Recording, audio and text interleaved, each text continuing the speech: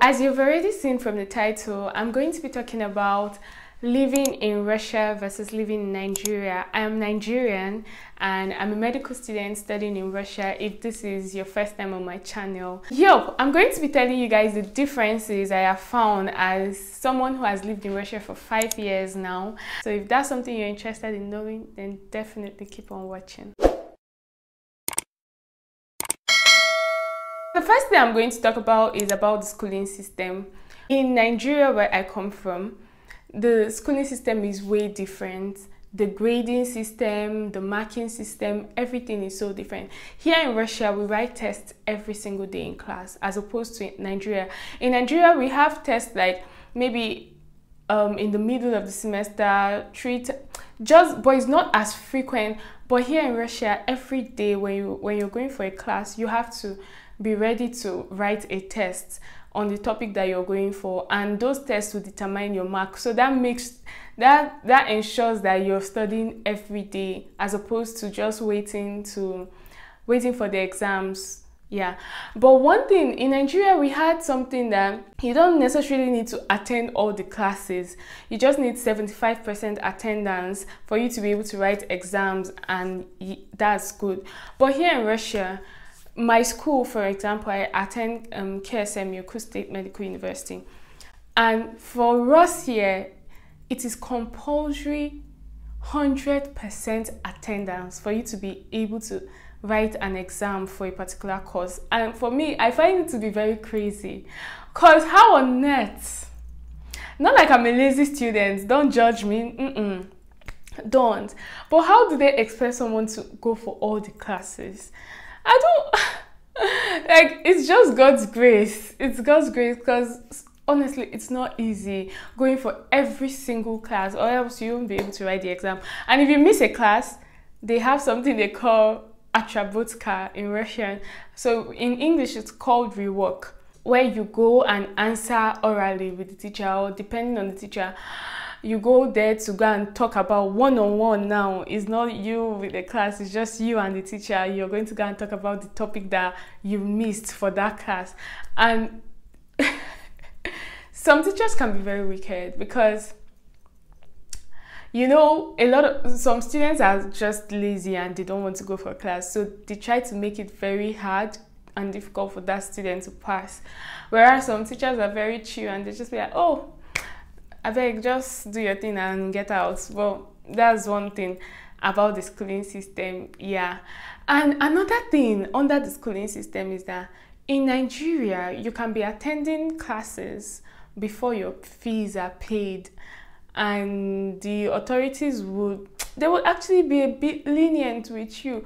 But right now, in my own university, if you've not paid your fees on the first day of school, you cannot attend any class. Like, you can't. And you're going to be getting absent.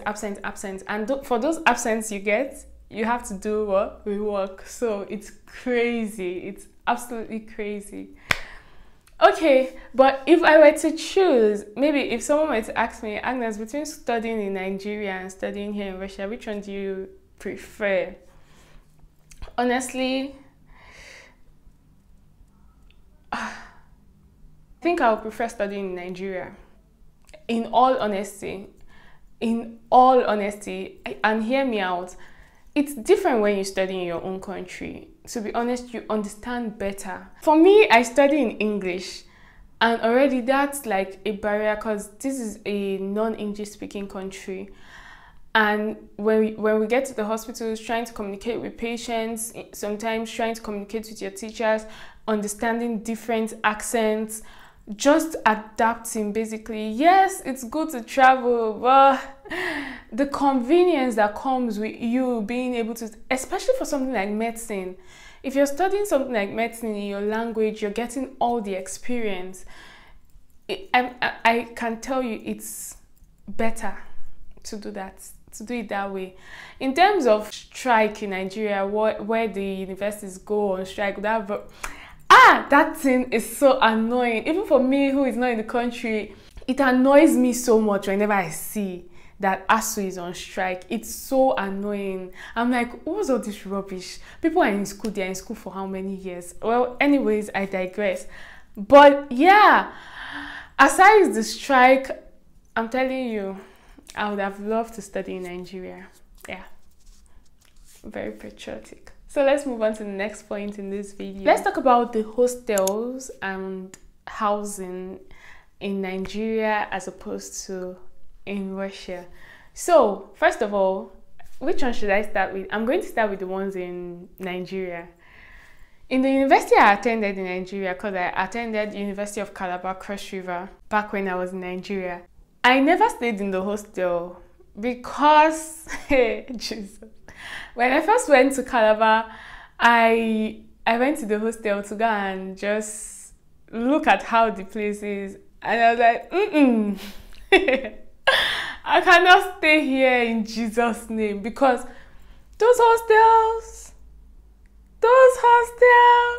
I'm telling you, you know, the hostels for medical students, I think that one is better. But the one for normal students in University of Calabar is the real ghetto.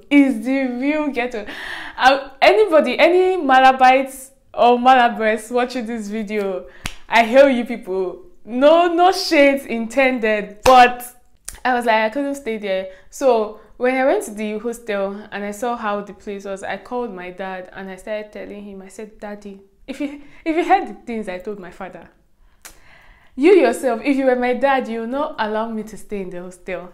I was telling my dad how there are like 20 people in one room, because there's something they call common room there. So there's something they call common room in Calabar where there are like 20 people in one small cubicle room like this.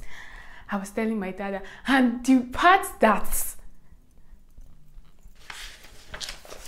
that shocked me the most was the toilet.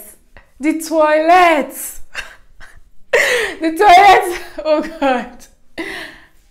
Oh. By the way I'm expressing, you should know already what I'm talking about. It's so bad that you can't actually use the toilets, as in, this is gross. A bit gross, yeah, but just, yeah, you can't use it. You have to.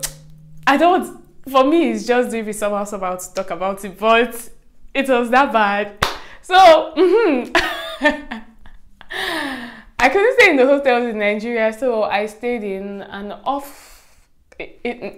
a room or in a house outside campus, just close to the school. Staying in Calabar South, and if you know Calabar South, hey, cultism, robbery, like that area was just filled with bad boys. You'll be coming back from school like this, just see them smoking. You see them. Me, I was so I used to respect them a lot. When I'm coming, that's how I used to greet them. I'll be bending, good afternoon, good evening, because you don't want them to come and stop you one day. So yeah, that was it. I stayed in an accommodation off K in Nigeria, and it was good. It was okay. It was good. I think then, yeah, I was paying 150,000 naira for a whole year, for the rent for a whole year. So that is actually cheap in comparison to Russia. Oh God, guys, in this Russia, housing and accommodation is like they want to cut your neck. Let me even tell people about the hostels in Russia. See, it's not. I was talking about Nigeria's own. In this place, bed bugs, cockroaches. Oh God, these people will come for disinfection. The disinfection, I don't know if it used to just bring out more of the cockroaches or something. No, I was traumatized from living in the hostel because it's the cockroaches in Russia. They are so. What makes it really annoying is that they are tiny, and the room I stayed in the hostel, it had so many cockroaches. I was living in one hostel, they now moved me to the ghetto one, and that one had so many cockroaches. If I drop a cup of water, before I turn like this, cockroach has entered. God, I prayed. I say, Father Lord, this hostel, you know, God, this is not for your daughter. is not for your daughter. The only thing that I really thank God for is that I didn't have bed bugs in my room. Those bed bugs, people that had bed bugs in their room, if you see where their body, hey God, see the way I'm, like, bed bugs. It was when I came to this Russia I knew about bed bugs. I didn't know about bed bugs in Nigeria. Maybe I was living in a shell, but I didn't know about bed bugs in Nigeria. That was, bed bugs. So in the hostels are also a ghetto, but as usual, I was expecting that when I come to Russia, the hostels will be better. I was, you know how when you watch all these American movies, you were thinking that, hey, this thing is something, it's going to be all classy, like high school musicals. You don't know that. No, be so. It's not like that. But yeah, that's it about it. But the housing in Kursk where I staying for a month, you need like, it depends on where you're staying. Let me say this first. The closer you are to the center of the city, the more expensive your house costs.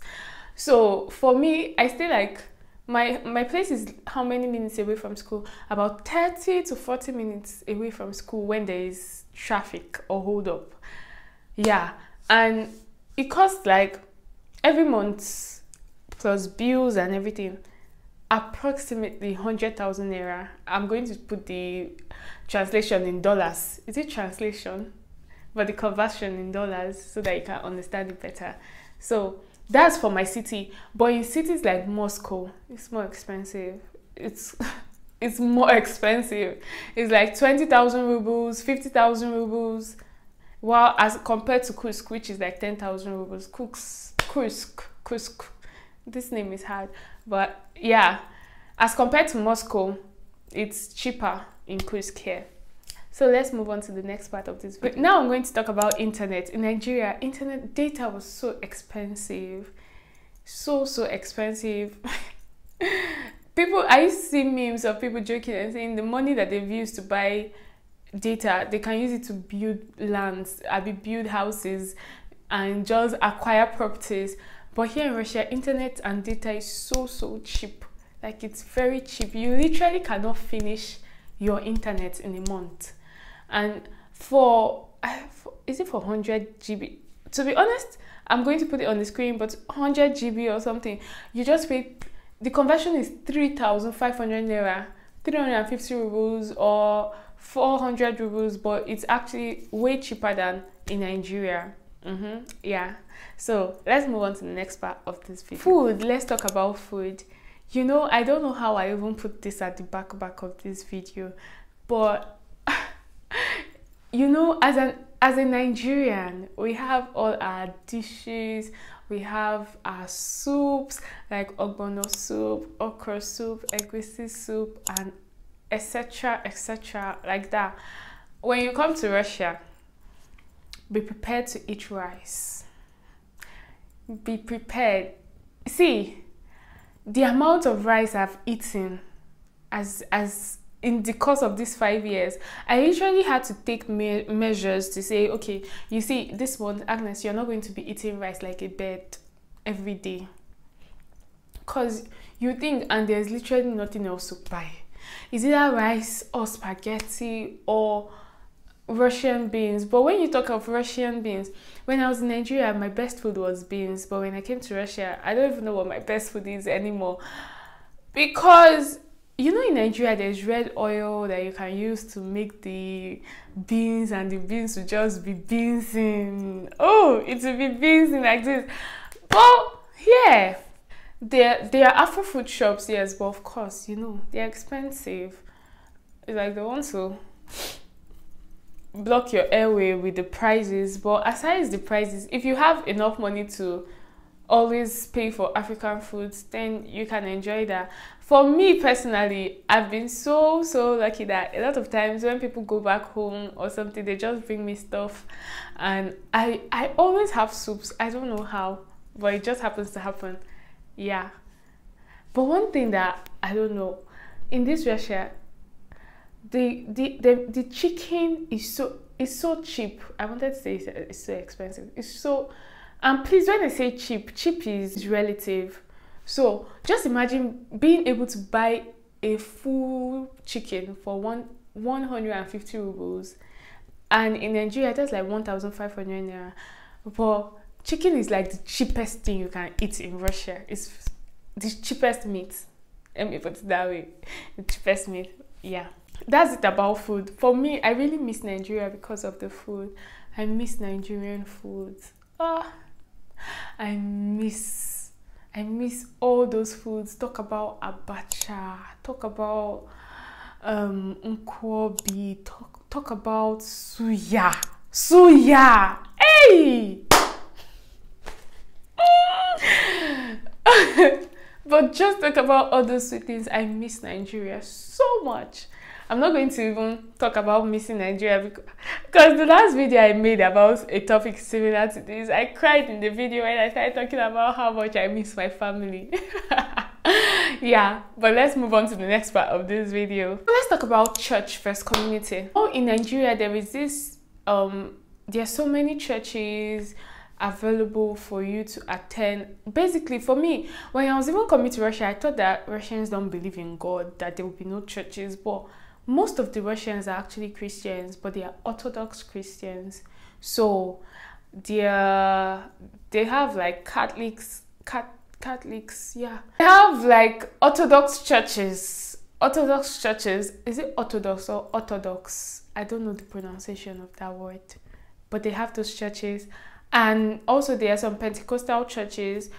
Because for me, I attend a church that is pastored by 2 Americans, and also we have student pastors that pastor the church.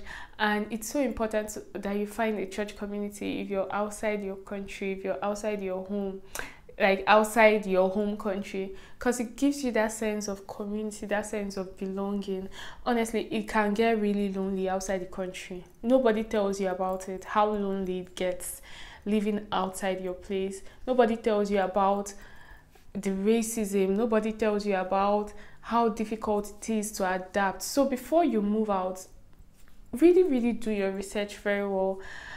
Really do your research about the exchange rate, do your research about the exchange rate of your country versus the country you want to travel to, do your research about how things are run. Basically, do a lot of research before you move out of the place where you're already used to, because all that glitters is not gold. All that glitters is not gold. There are a lot of people that are only like, oh, I want to travel out of the country. I want to travel out of the country. And me, I'll just be looking at them like, oh yeah, travel. I'm like, oh yeah, travel. You want to travel? Travel. Because they feel like maybe being in Nigeria is something.